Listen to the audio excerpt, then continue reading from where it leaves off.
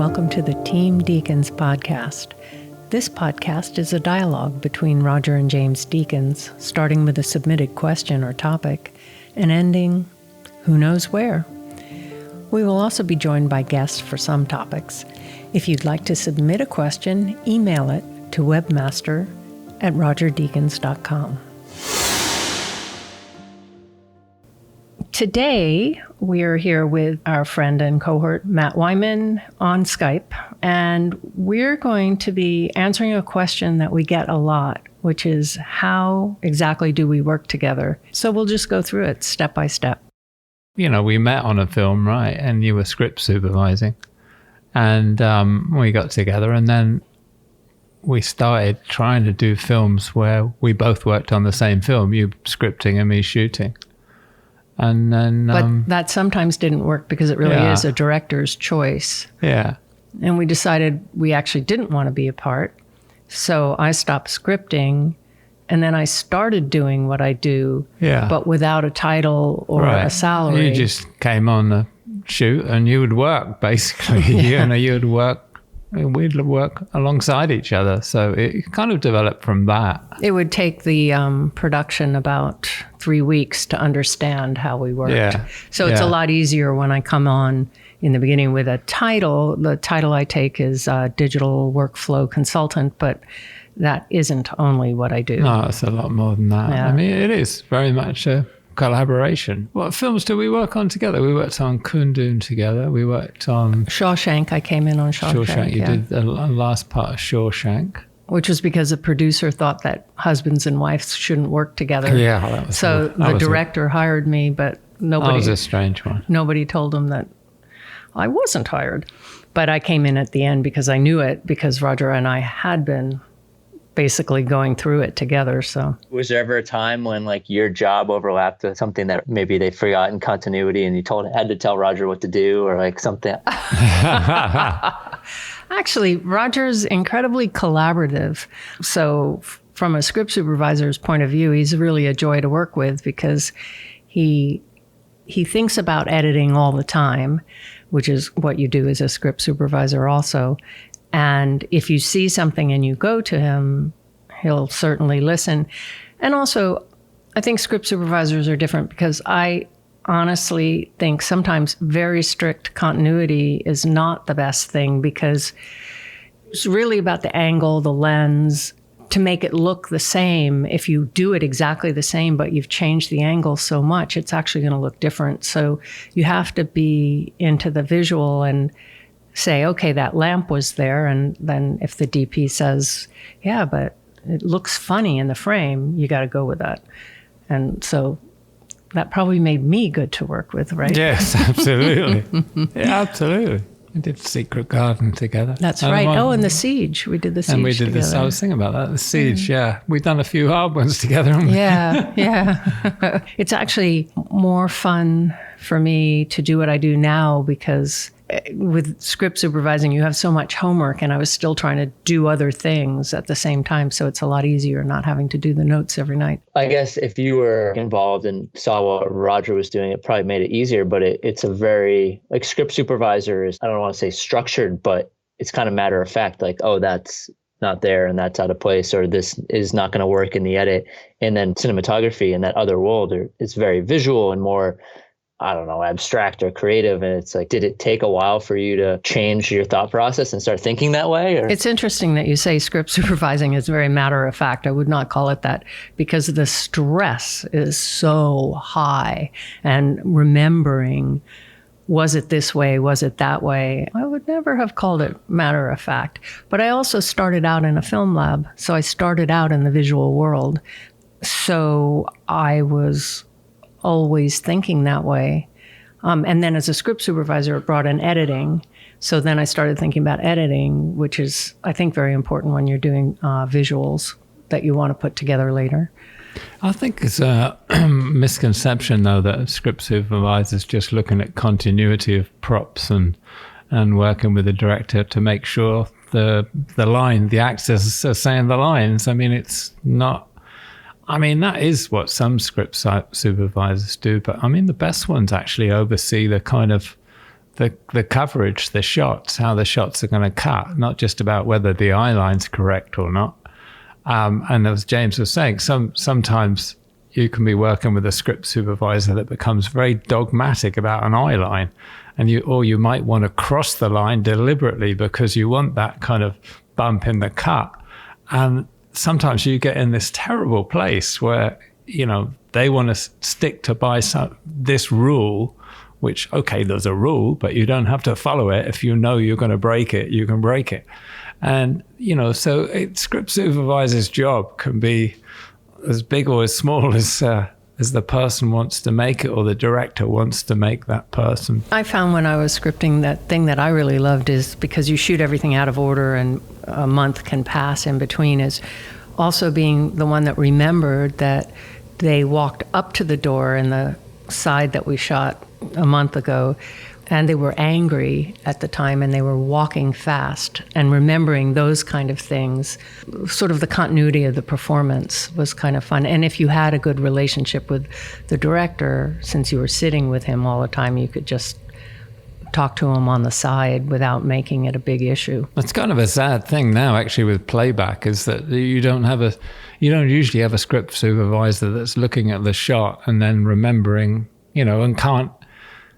And you don't often have a script supervisor that can immediately say, oh no, they were looking left or right, because they look at the notes. Instead, they'll play back the shot. So you're sitting there while a playback's playing back the shot, so you can be told what you probably already know, that their eye line should be left of camera. Sometimes it's really frustrating. I also felt too, when I was doing it, that I couldn't do the scripting as well if I was looking at a monitor. I was always trying to look at it in real time because I thought I could see more details. I don't know why, but I always tried to be, if I could be, next to the camera if the director was nearby, but the director always would want you to be by him. So more and more as the years went on, I had to be with him. Yeah, that's right. They usually now sit with a director looking at a monitor in a black tent of 100 yards from the set, or whatever, 50 feet from the set or something. And I personally think it's insane, but that's the way people like to work. I would never do that. Partly why I would like to operate, because I don't get stuck in a tent. I'm actually there on the set, Well, one of the things that we do when we work together too is that what I'm trying to do is all that stuff that needs to be done and watched after and all of that. So Roger can really focus on the visual, to be thinking about, how am I lighting this? How am I doing this? While I'm thinking about how many times are we going to bring in a crane? Can I put it on a calendar for the production to see? How's the workflow of the dailies going to be? Mag turnaround and mag turnaround. That's my big thing. How much time the e-films need to do certain things, turn it around, and it's all those a huge number of little things. It's almost like being camera department production manager as well, isn't it? Production supervisor, so that when the second AC or Andy, the first AC, has a question basically about the equipment to come or how we should do a certain thing, and I might be working with a gaffer on the set or something, or setting up a shot, and then basically James and I are totally in sync. So she's actually the one that usually deals with all that kind of questions. And also when we're working, because you get rather focused when you're working, and people don't like to interrupt you because they're a little scared to, the producers will come up to me and ask me the questions, and I usually will know the answer, but if I don't know the answer, I can go up to you and tap you on the shoulder, because you're not going to bark at me. No, but I mean, usually you do know the answer. That's the thing. That's really does. It's very efficient. It's a very efficient way of doing it, because, I mean, it's not necessarily so good for our social lives, because we're usually talking all those things through in the evenings or the morning at breakfast. We are so boring. But that's why we're totally in sync all the time, about what we're doing that day and what we need to think about coming up in the future, what equipment, And also, that I've got your back, and that if I don't know an answer, I'm not going to make one up. Yeah. I'll just find out quickly and then get back to them. The other thing I try and do is work pretty closely with the visual effects people, because I want them to get what they want, but a lot of times they want to shoot it in a way that isn't the way Roger wants to shoot it. So I'll sit with them and talk to them because I'm fairly technically oriented about what it is they want to do and what are other ways they could get what they need. So there's none of this. I try to make sure there's none of this clashing between the camera department and visual effects, because I think we're all in it together. And I just try and back them up also and remember all the elements that they need to make sure we've got it on our heads when we're shooting a setup. Is it something that kind of morphed over time where every job that you would work on together, James, with you in more of this capacity, you just figured out more and more how you guys would work better together? Or has it been pretty much the same throughout time where? Well, I think in the beginning, because I didn't have a title and people didn't know what I was doing, it took a long time for them to realize it, and I had to be careful whose toes I was stepping on, blah, blah, blah. But now we come in and we just say it up front. We work together, period. And also, in the beginning, we'll read a script and then we'll meet the director together. So the director is always seeing us together as a team. And now on the pre-production meetings and everything, I just go to them. So I've got the information as well. So yeah, I guess it's evolved a certain way. I guess it's evolved mostly in acceptance by other people, by directors and producers of the way we work. I don't think it's evolved so much between us. It's That's just, true. it's the people come to accept this is the way we work. And I think that actually the productions really like it because they get a lot more information and because they can come to me anytime and they'll get an answer. Exactly. It makes it much more efficient. It's similar in a way. I mean, when I started and I was always operating, I mean, people just don't believe it's going to work. And half the time there's so much pushback until they see you doing it, or, you know, or they work with you on a film or something. And then they understand that it's kind of quite efficient. And then when I argue for my assistant, Andy, or whoever, I mean, I've worked with 3 assistants, or maybe 4 assistants over my whole career, you know, and you argue for that person because it's a very efficient way of operating, you know, and that's the same as us working together. We've found it's a very efficient way of doing it. It really is. And a lot fewer things fall through the cracks because of it. But also, let's face it, it's a lifestyle choice as well. I mean, you know, when James was scripting and, you know, I'd be shooting and she'd be scripting, we'd be miles apart the other side of the country or something, and it's just not going to work as a personal relationship. So this kind of developed. We said, this is what we're going to do. And it really works. And it's also, we're really passionate about what we do. So here we have another person that we can talk about it all the time. No, but it's our lives, you know, it's what we love doing. And it's like the whole crew that we work with, it's like our family, isn't it? Well, I was about to say that when you're on a set, you create such intense friendships. It's kind of hard if your other half doesn't know these people. So at least we know everybody in common, which is great. Yeah. And I do work very closely with Andy and Josh, the DIT, and the grip and the gaffer too. Absolutely, So we become this really tight unit. And it makes it fun too, because it's so efficient and we know we've got it covered. Yeah. And also during a shoot, if a technical problem comes up, like a camera seems a little strange or something, I'll go and I'll check it out and I'll find it. So Andy doesn't have to worry about that. He can just keep focusing on what he's doing. Focusing, that was funny. Yeah, it's a good pun, yeah. It almost seems like it saves the production money, or it makes it more efficient, so that if a technical, something like that, where there's something wrong with the camera or a question that they maybe don't need to ask Roger or doesn't need to take Andy's focus away, and you'll, like you said, you'll probably know the answer, or you'll know how to get to which person to go to, and it keeps everything kind of moving. You know what I mean? Yeah, I mean, there's been a couple of times where we've had an issue and James has worked it through. And normally maybe that would be Andy would be doing that, which would take him away from concentrating on what he has to do, which is more than he would normally do if I wasn't operating. I'd put a lot of pressure on my first AC because I do operate.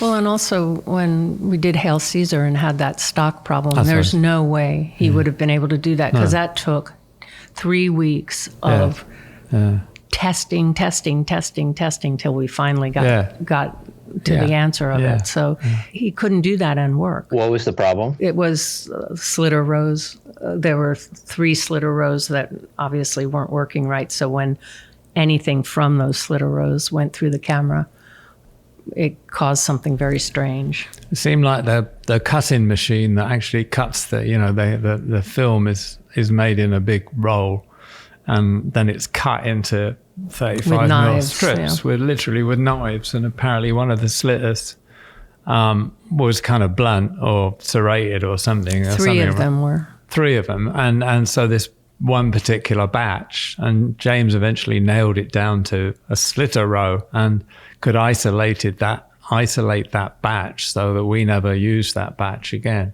It wasn't a huge issue because we didn't actually lose any footage from it. It was one shot, I think. It was a huge issue in that I had to come in set every day and say to the boys, okay, take 1, 3, and 7, have That's it. Right, but you're because right, they were so good, they then watched it during lunch and knew they had it on 2, 3, and 5 or whatever. Yes. So it could have been with somebody else who couldn't make that decision so quickly. It could have been a huge problem. I mean, I think we were very lucky that it was only one time where the favorite take was affected. But it was a very strange thing. But then, say, James narrowed it down to being the slitter rather than actually even the batch number. So it was very odd. And I had to go through camera tests and scanning tests and lab tests because you have to do that before turning to Kodak. And then once we got it figured out, we never saw it again, which was great. Something like that, James, from day one, that would have been more challenging for you, right? Like over time, you're figuring out small minutiae of technical stuff or certain gear a cinematographer uses or stuff like that. Like, did that take a while to figure out? Well, you have to understand that, for one thing, I have this crazy technical mind and like I computer program and stuff, and that's not hard for me. So getting into the visual effects world, I guess there was a certain amount of learning. And certainly every time we shoot, we're doing something different. And on 1917, there were some different methods on the visual effects, and that was interesting. And, you just learn. I think, though, even as a script supervisor, you had to learn something different all the time because one film would be all about the briefcases because it was a lot of briefcases. And then you had to dump that and learn all about 9mm guns and then dump that. So, you learn what you have to learn. Yeah, the films we worked on actually the last 10 years have been, each one been very different, really. So, we're both learning. You're learning different techniques. I mean, 1917, compare it with Blade Runner, it was like totally different world, Yeah, that was a lot of learning on both of them. Yeah. And then, mostly on 1917 in prep, James was dealing with Arriflex, in Munich and in London to get the equipment we needed, And on Blade Runner, she was dealing with Munich because we had some camera issues, didn't we, on that actually? So there's this huge amount of work, but it's kind of different each film. We did have some camera issues, and it came up again in the Goldfinch. And finally, because I kept on them about this, they their techs rewrote the software because it was just a way the pixels responded to a certain color. So in a way, we do a lot of R&D for them. Yeah, it's funny. It's actually little things that 99.9% of people would never notice, even if they were looking for it. But we've found issues with different cameras over the years that Arriflex have never actually figured themselves. Well, it's because years ago, we were shooting on film when the first 535 came out. Oh, well, it was funny on Hudsucker Proxy, wasn't it? We found out that if you tilted the camera straight down, we did a high wide shot with the camera straight down, and then if you put it on a tripod and you were just shooting with it level, the mechanism wouldn't come back in place. So the shot would be out of focus. The next shot you did would be out of focus. It was really interesting, and they never knew that. Arriflex never knew that, and they denied it for a long time, actually. Yeah. But eventually realized that actually there was play in the block. And similarly, well, not similarly, but with the Alexa, there's been issues in terms of the software and the pixels, the evenness of the pixels or something. I don't know. Well, you know much better than I do. So. On Blade Runner, when we shot the shots outside of Las Vegas, because it's very orange, and I think we had an orange gel on it, we found on the blue layer, not all the pixels were responding. So we had basically dead pixels in the blue layer. Now to find that, you can't see it when you're screening it, but the timer, bless him, went and pulled up only the blue layer, and you could see it there. So I had to talk to the visual effects people and say, is this a problem? It's so minute, and these are shots you're going to be working on anyway, so you can fix it. And, it was a big thing, back and forth. Yes, we can do that. But then when we got into post, it suddenly became a big thing again, even though we talked about it. But that's because when they do the video home release, they oftentimes farm out the QC to other companies. And in order to prove themselves that we're really watching, they'll look at the different layers, which I don't know how to do that at home. And they'll look at it and then they'll kick it back and say, there's a problem. So of course, everybody's panicked to make sure we don't get to that stage. Yeah, it's interesting. It was nothing you would ever see. You can't see it. You just can't see it. Yeah. I sat in a cinema once, and they're trying to show me where the problem is, and I'm going, come on, give me a break, because it was like nothing. But that's not to say it doesn't need to be fixed, and especially a camera company like Arri really wants to know these things. Yeah. And it was really interesting, because I think I'm right that I was doing similar scenes, and in one set I had all the lights gelled with a certain orange color and not the camera. Yes. And then in another one I had these filters made up with exactly the same color, but in the filter on the camera, and did it that way. And one of them was showing this interference, or not dropout, actually, on the blue layer of the pixels. And it was really interesting. Let's say it's much more of academic interest than anything else. But Arri was really quite interested that was happening, and they found a way to fix it. And that's how things develop, because whatever camera somebody's manufacturing, they can't actually test it in every circumstance that's going to be used in a film in shooting. That's true, and because we keep in close contact with Arri and talk to them during a shoot, we give them a lot of feedback. Yeah, it's interesting, isn't it? Yeah. And when we were doing 1917, because we were basically working with a prototype, it became even more important for us to give them the feedback. And we did discover a kind of a big problem that they hadn't realized, and they found it before it went out into production. So. Yes. Yeah, it was a power supply issue on some software. So, it was nothing. 99% of the time you wouldn't even be aware of it, but in a certain circumstance, it was not good. So, it's those little things. And then I'd say that sort of thing that James chases down, so I don't have to be distracted. And Andy, more importantly, doesn't have to be distracted, because he's got plenty to do as well, And also because Andy and I have worked together for so long. He's worked with you for 20-something years, but I've known him over 30, 35 years. So he is like my brother.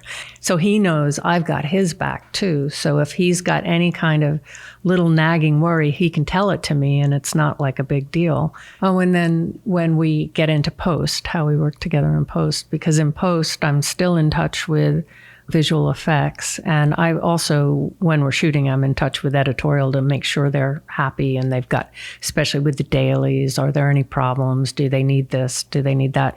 So it continues into post, because basically when you get into the DI, generally not all the visual effects are done. Funny, so isn't it? Yeah. I keep track of which visual effects we have in the cut that are final, which are still in the works, which is really important to know, and to know what's being done. So do we bother try and time it, or do we wait till we get something further along? And which visual effects that we've looked at that we're going to kick back because we see a matte line or we see something else, because we're sitting in that room constantly seeing the same thing. So oftentimes we pick up something that they don't. So I mean, that was kind of crucial in 1917 because, we're sitting there trying to time it. Now, if I was sitting there by myself with a sort of spreadsheet of what was done and what wasn't, and I'm watching something that's meant to be one shot, and then this little bit here, the effects has not been done yet, and do we time the beginning of it or the end? I mean, it was like, yeah, that was kind of chaotic, frankly. that was chaotic. But it would have been a nightmare had I had to be trying to talk to the effects team, the post person, everybody else, while I was trying to time the film. It was just really and complicated. Also on Blade Runner, we had the situation where we would go through different iterations of the visual effects and maybe get to version 15, but then decide we want to go with version 12. And they would put in version 15 because it was the highest number. And so I was keeping track on my end, going, no, that needs to be 12, because you're always under the wire at that very end. Everybody's stretched thin. So it's just, we need as many people as we can double checking each other, so nothing slips through the crack. We're getting into kind of like post and effects work and resolutions and all that sort of stuff now that I'm not very good at. I work with my eyes, but James knows all this stuff.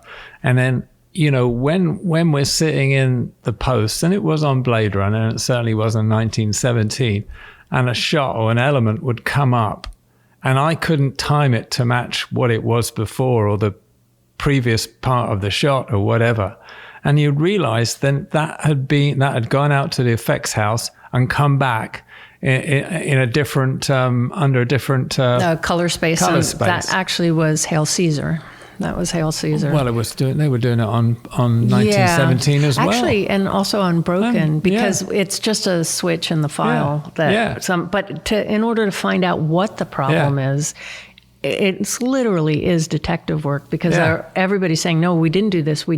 So I sit down with the color scientists that are so amazing and certainly know a lot more than I do, but we go through it step by step. And that's also how I learn things too, because I'm with these guys that are just amazing. Because it used to be that when you did an effect shot, you had to accept that it would come back at a lower resolution. Yes. Especially if it was film, you did an effects shot, it would come back as a 2K resolution and then have to go in with a 4K file with the rest of the film. And that happened, it happened a little bit when we were shooting digital.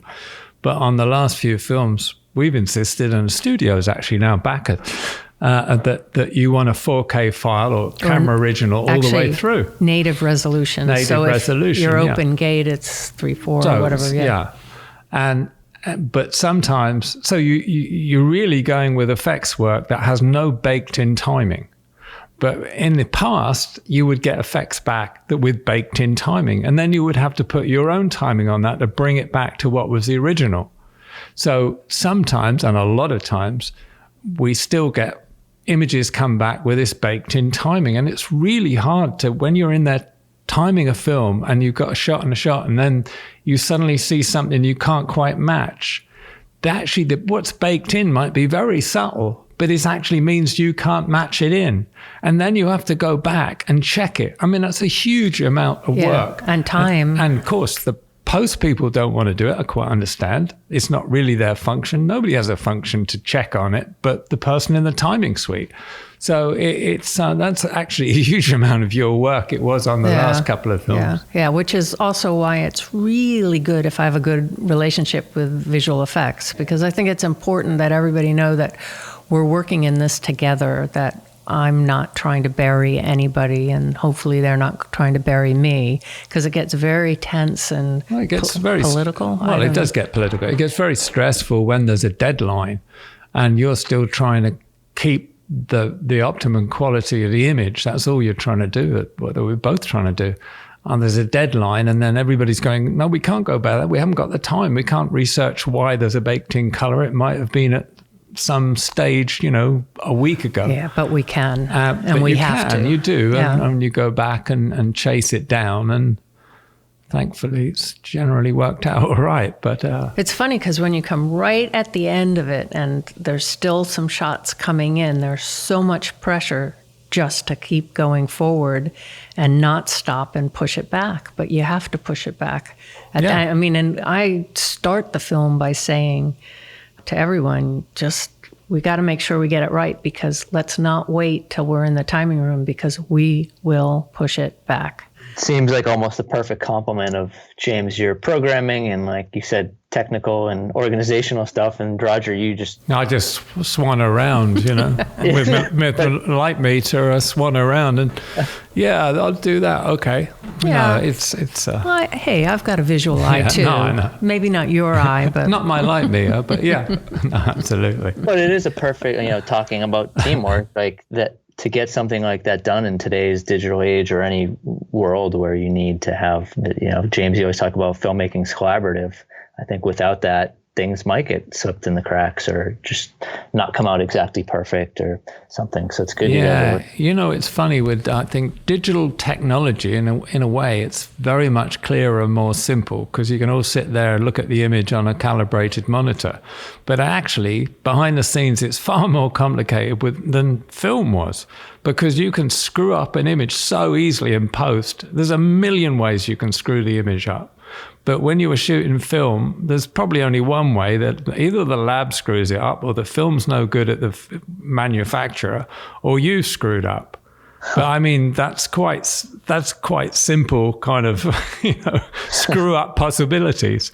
But now, the effects team, it can be the debayering, it can be the camera itself, all sorts of things. I mean, there's the benefits outweigh the disadvantages in my mind, but it's something you really need to keep a handle on. yeah, you have to stay on top of it. And that's why I go in every day and look at the dailies, because I've seen them being shot and I know what they're supposed to look like, and just double check and do any timing tweaks or anything, because I think it's really important for dailies to look the way they should look, as opposed to letting something that maybe tweaked a little blue or something into the editorial workflow, because after months and months and months of working with it slightly blue, they're probably going to like it better blue. So let's get it right the first time. So on a film like 1917, and to a degree on Blade Runner, when we were shooting down in Salisbury, or actually when we were shooting even at the studio, that's not where the timing suite was. When we were at the studio, the timing's still in London and we're at Shepperton. Now, there's no way I was going to go into the timing suite before a day's shoot, then drive out to Shepperton. That whole, it's just not going to happen. Not on a long shoot like also when you get really Skyfall, for instance. And when you get really tired, can you see it? Yeah, no, and then I was going to say on 1917, the timing suite was in near Devizes, which was like 40 miles the other side of Salisbury Plain to where we were shooting, down narrow lanes and whatever. I mean, I'm never going to go there at sort of 6 a.m. and then come back and start a day's shooting. And that's not going to happen. So it's so reassuring when James goes and watches the dailies, and I get the phone call as we're setting up on set, and yeah, okay, everything's okay. Did you mean such and such to be like that or whatever?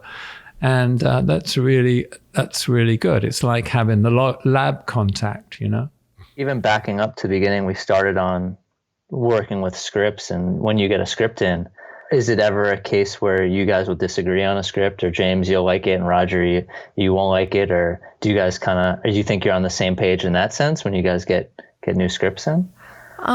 Pretty much on the same page. Sometimes I haven't quite seen how great it's going to be, but I get that it's good, but you see something in it. But then again, it was me that saw Shawshank and said to you, no, this is really structured well. This is good. That's true. Yeah. So, I mean, our taste in films is not necessarily exactly the same. I do tend to like darker films, but I think we both have pretty similar ideas when it comes to reading a script and seeing the potential in something. It's funny, reading a script, really, I feel it's an instinctive thing that you kind of just get a feeling that, yeah, that's something really interesting. And I think we both have similar instincts, really, yeah. Yeah. So will you both know, like when you read a script, wow, hey, Roger, this is really good. Or you'll both kind of, after reading it, you'll look at each other and be like, I think this could be our next project. Kind of that easy. Well, this could be our next project, but let's meet with the director. Because it depends. Maybe the director's seeing it in a completely different way. More power to them. But so it's not the script that we thought it was. So that's a really important step. There can be a great script, but if it's not somebody you necessarily want to work with, or it's about you're going to be spending years or months with these people, you really want to like them. And I think also part of it when you meet with the director is just to see if you click, because it's just you're going to be living in each other's laps, and it's a personal thing. Who's to say one way or the other? But there are some people. When we met John Crowley, we just clicked. Yeah, you just knew that's going to be really good. And you knew it would be a person that you could communicate with, and why not? Let's do it. But I think that's really important to realize that you're going to be together for so long. If we were both 20 or 25, God well, we probably wouldn't be together anyway. You know what I mean? Your life kind of evolves. And you get more patient as you get older? This is how ours evolved. When we met and James was scripting and I was shooting, we weren't thinking about this. It wasn't like that. It was just like, I knew I met somebody I wanted to spend my life with. That was as simple as that. And then we just kind of, as we worked separately and then sometimes together, it just kind of naturally progressed into what we do. And a lot of it was because of the digital revolution, if you like. As soon as the DI post came along, things got a lot more complicated. And there wasn't anybody really to help fill that complication and deal with those issues, So that's when James got a lot more involved with me and the post and stuff, and it just came from there, really. As I said before, the digital workflow and digital shooting is not as simple as film used to be, and that's where the role really makes a big difference, I think. Thanks for listening. If you want more information and further discussion, check out the forums at www.rogerdeakins.com. Becoming a member is free, and you can ask follow-up questions there. And be sure to subscribe to the podcast for more new questions and topics. See you next time.